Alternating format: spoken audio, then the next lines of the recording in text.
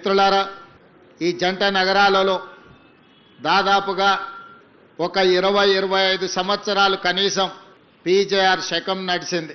ఆనాడు ఇతర ప్రాంతాల నుంచి, ఇతర జిల్లాల నుంచి, ఇతర రాష్ట్రాల నుంచి నగరానికి ఉపాధి కోసం, జీవనోపాధి కోసం ఎవరు వచ్చినా వాళ్ళ నివసించడానికి నిల్వ నీడనిచ్చిన ఈ నగరంలో ఎక్కడైనా ప్రభుత్వ స్థలంలో వాళ్ళు సొంతంగా పేదవాళ్ళు ఒక చిన్న ఇల్లు కట్టుకున్నా, అదేవిధంగా ఉద్యోగ సంఘాలు లేదా ప్రైవేట్ వ్యక్తులు చిన్న చిన్న కాలనీలు కట్టుకొని మౌలిక వసతులు లేకపోయినా, లేదా వలస వచ్చిన వాళ్ళ మీద ఎవరైనా అన్యాయంగా దౌర్జన్యాలు చేస్తే ఆనాడు పీజేఆర్ గారు పిలిస్తే పలికే నాయకుడిగా ఈ పేదలందరికీ అండగా నిలబడ్డాడు.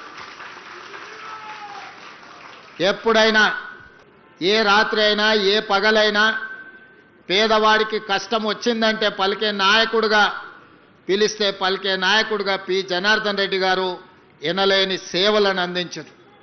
వారు జంట నగరాలకే కాదు, ఆనాడు ఉమ్మడి ఆంధ్రప్రదేశ్లో కార్మిక నాయకుడిగా అటు విశాఖపట్నం కావచ్చు, విజయనగరం కావచ్చు, తిరుపతి కావచ్చు, లేదా కర్నూలు ప్రాంతంలో ఉండే కార్మికుల కోసము, జంట నగరాలలో ఉండే కార్మికుల కోసం నిరంతరం వారు శ్రమ చేస్తూ పేదవాళ్ళకు అండగా నిలబడి వారు ఒక గొప్ప పేరు, కీర్తిని సంపాదించి పెట్టిన.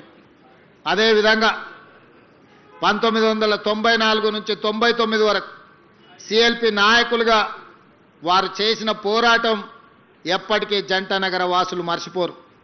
ఆనాడు ముఖ్యంగా ప్రధానంగా 1989 నుంచి 92 వరకు దోమల్గూడలో ఉన్న ఏవి కాలేజీలో నేను విద్యార్థిని, నేను డిగ్రీ చదువుకునేటప్పుడు ఆ దోమల్గూడ ఏవి కాలేజ్ పక్కనే పి జనార్దన్ రెడ్డి గారి ఇల్లు ఉండేది.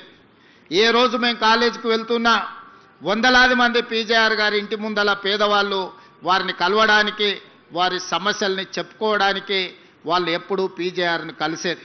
ఎప్పుడు చూసినా జనాల సందడితోని పీజేఆర్ గారి ఇల్లు సమస్యల పరిష్కారానికి ఒక జనతా గ్యారేజ్ లాగా ఆనాడు పీజేఆర్ గారి ఇల్లు దోమల్గూడలో పేదలకు ఒక ధైర్యంగా పీజేఆర్ గారి నివాసం ఆ రోజు పేదలకు అండగా ఉండే. ఆనాడు విద్యార్థిగా పి జనార్దన్ రెడ్డి గారు మంత్రిగా ఉన్నప్పుడు పి జనార్దన్ రెడ్డి జంట నగరాల సమస్యల కోసం పోరాడుతున్నప్పుడు వారిని చూడడం జరిగింది. ఇదే కాదు, వారు ప్రతిపక్షంలో ఉన్నప్పుడు హైదరాబాదు నగర దాహార్తిని తీర్చడానికి హైదరాబాదు నగరంలో తీవ్రమైన నీటి ఎద్దడి సమస్య ఉండేది. ఎండాకాలం వచ్చిందంటే సచివాలయం ముందు కుండల ప్రదర్శన ఉండేది. వేలాది మంది మహిళలు అక్కడ పీజేఆర్ గారి నాయకత్వంలో ధర్నాలు చేసేది. ఆనాటి ప్రభుత్వం మీద పీజేఆర్ గారు చేసిన పోరాటం వల్ల కృష్ణానది జలాలను తీసుకొచ్చి నాగార్జున సాగర్ నుంచి హైదరాబాద్కి కృష్ణానది జలాలను తరలించి హైదరాబాదు నగర ప్రజల దాహార్తిని తీర్చడానికి ఆనాడు పీజేఆర్ గారు చేసిన పోరాటమే ఈరోజు హైదరాబాదు నగర ప్రజల యొక్క దాహార్తిని తీర్చే అవకాశంగా ఏర్పడ్డది. ఆనాడు వారి పోరాటమే భవిష్యత్తులో గోదావరి జలాలు, మంజిరా జలాలు, సింగూరు జలాలు, కృష్ణానది జలాలను తీసుకొచ్చి దాదాపుగా 1,20,00,000 మంది జనాభా ఉన్న ఈ నగరానికి ఈరోజు తాగునీటి సమస్యను తీర్చడం జరిగింది. దానికి ప్రతి పేదవాడు ఇవాళ నగరంలో ఎవరైతే సురక్షితమైన మంచినీటిని తాగుతున్నారో వాళ్ళందరూ కూడా పీజేఆర్ గారిని గుర్తు చేసుకొని స్మరించుకోవాల్సిన సందర్భం. అదేవిధంగా ఖైరతాబాద్ శాసనసభ నియోజకవర్గం అంటే ఆనాడు దేశంలోనే పేరెన్నికగానే, నాకు తెలిసి దేశంలోనే అత్యధిక జనాభా, అత్యధిక ఓటర్లు ఉన్న శాసనసభ నియోజకవర్గం కింద ఆనాడు ఖైరతాబాద్ శాసనసభ నియోజకవర్గం ఉన్నది. 2004 ఎన్నికల సందర్భంగా నాకు తెలిసినంత వరకు ఖైరతాబాద్ శాసనసభ నియోజకవర్గం 7.5 లక్షల ఓట్లతోని ఆనాడు ఖైరతాబాద్ నియోజకవర్గం ఉన్నది.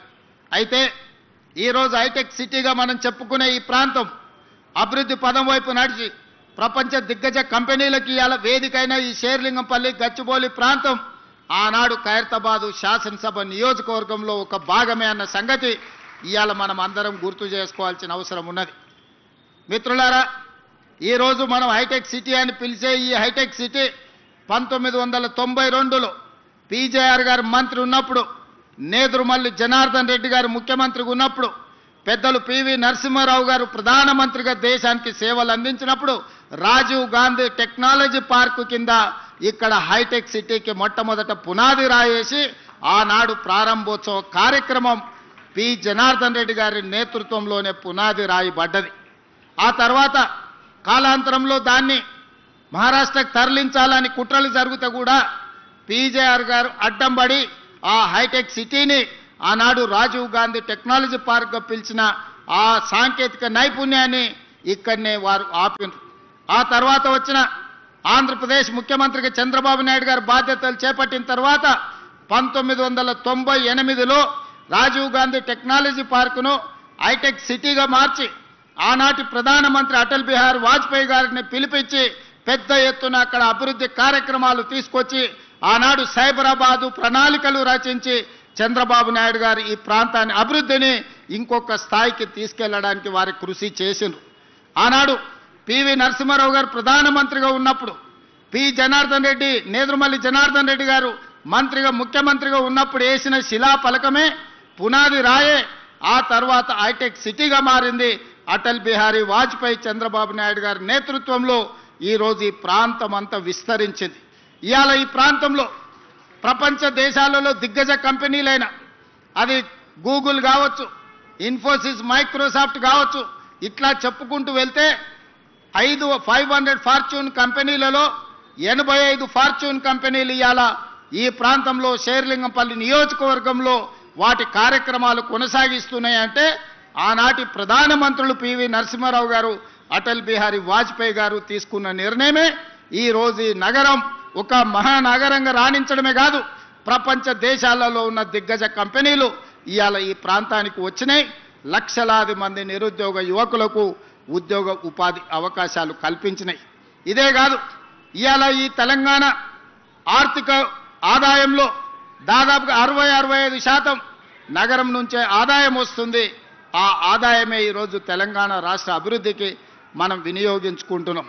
మరి అలాంటిది ఈ నగరాన్ని ఇంకా గొప్ప నగరంగా తీర్చిదిద్దాలన్న ఆలోచన మళ్ళీ శ్రీమతి సోనియా గాంధీ గారి నేతృత్వంలో ఏర్పడ్డ తెలంగాణ రాష్ట్రంలో ప్రజాపాలన ఇందిరమ్మ రాజ్యం వచ్చిన తర్వాత 2023 డిసెంబర్ 7 నాడు మళ్ళీ అదే సంకల్పంతో అభివృద్ధి పదం వైపు నడిపించాలని మేము ముందుకు వచ్చినాం.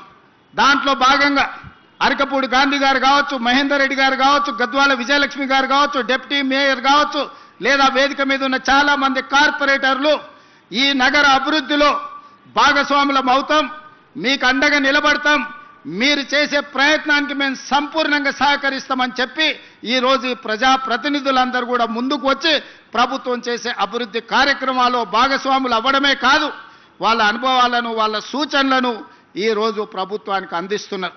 వాళ్ళందరూ అభివృద్ధిలో భాగస్వాములు కావాలి. ఈ నగరం ఒక గొప్ప నగరంగా అభివృద్ధి చెందాలి. ఈ నగరం బెంగళూరుతోనో, ఢిల్లీతోనో, ముంబైతోనో, చెన్నైతోనో పోటీ కాదు. ఈ నగరం న్యూయార్క్తోనో, టోక్యోతోనో, జపాన్తోనో పోటీ పడాలి, సింగపూర్ అంత గొప్పగా ఎదగాలి అని వీళ్ళందరూ ముందుకొచ్చి ఈనాడు ఈ ప్రభుత్వానికి అండగా నిలబడి ముందుకు వెళ్తున్నారు.